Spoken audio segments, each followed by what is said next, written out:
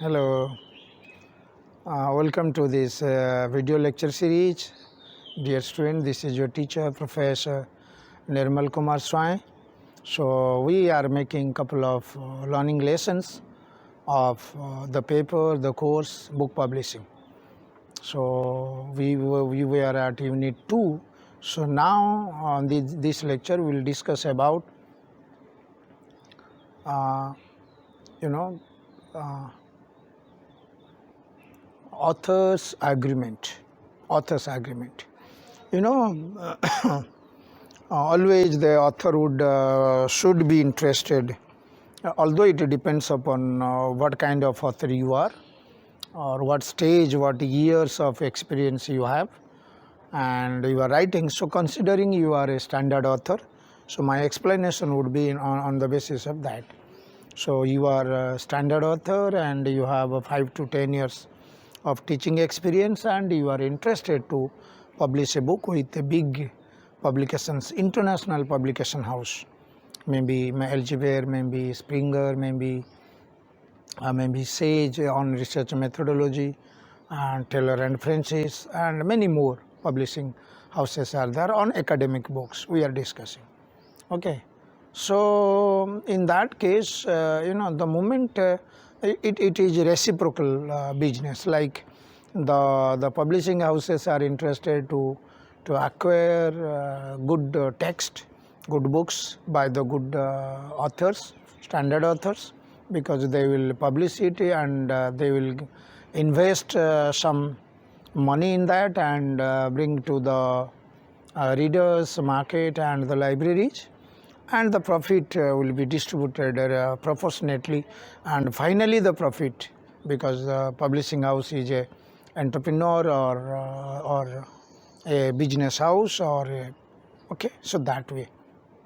At the same time, one should not because the big publication in standard publication houses, they have agreement also. Agreement, like suppose you think of they have you as author, you submitted your proposal and is accepted, and you don't submit your manuscript in time.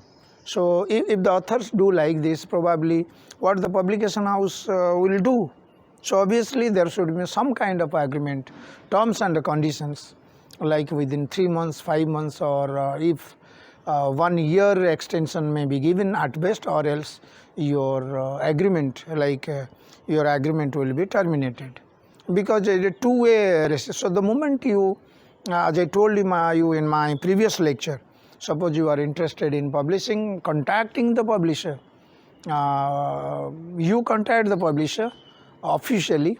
When you start the project, mid of your book project, or you have completed a project, so that is the best idea. At the very initial level, if you talk to them and you are not, and you think of you are not engaged with other aspects, so that you don't have a time. So because it is a time bound work by the publishing house, so that you severely engage in that, because they would also, in their editorial department, in my one of my previous lectures, I told you that a department or a structure, while explaining the structure of a publishing house, editorial, they have a commissioning editors, their assistant editors. So their jobs will be assigned on the basis of the number of books. Suppose Mr. X is the commissioning editor, so he or she is having 50 books of this month. Okay, so accordingly he or she will engage the assistant or deputy editors accordingly. Suppose the the authors are lethargic, or the authors are not that much prompt enough after the agreement, so obviously they will contact and they will give you the notice also. If you don't submit, or you don't want to hear from you, then obviously your agreement will. What is that agreement? Agreement is these days some clause and sub clauses are there. Name of the author, the address, the title, proposed title, the minimum chapters or the tentative name of the chapters, and time bound at what time the things will be submitted, and if not, then this case sub clauses are there, and maybe sometimes the remuneration pattern also, like royalty pattern also. Royalty pattern is that I published a couple of books. So in India, Indian publishers, maybe Jaipur in Delhi, so they give us one-time royalty, because very difficult to go after them, because they are business-oriented people. You cannot, because once their job is over with you, once the book is published, probably you don't. They may not require you or your service anymore, because they will be after another author or other authors. So that's why this is one time. And the big publication houses, standard publication houses, so they have pattern.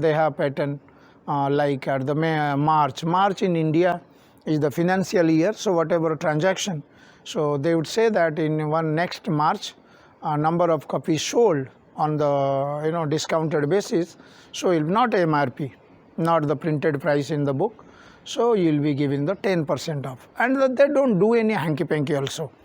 Like in the big publication houses, they don't do any hanky-panky. So they, your bank details are with you, and because they are international brands. Sometimes I heard my friends, my professors, my other department, they do say, this publisher in India, in Delhi, they are not giving me, so my royalty selling highly my books in the market. So that's why agreement can give you supportive hand to both the parties, publishing houses as well as the authors. This is a kind of time bound, and so nobody can run away from, author cannot run away, or any hanky-panky things done by the publishing houses. So accordingly you will be compensated. Some these things. And one, suppose you are author, you should, whether it is rather big publishing house, or small publishing house, or you are a novice, or you are you are experienced author, doesn't matter.